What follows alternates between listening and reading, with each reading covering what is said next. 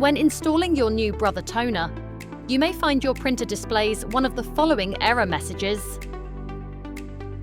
With Brother consumables, you need to reset the count so the printer knows you've put in a new cartridge.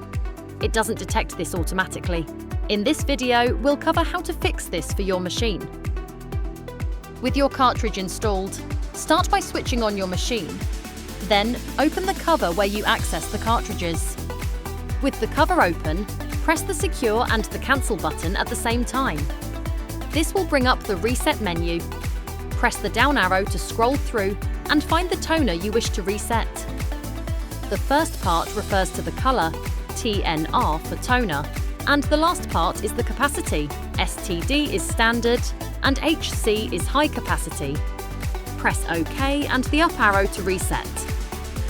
Once the screen shows accepted, the cover can be closed and your printer should now be ready to use.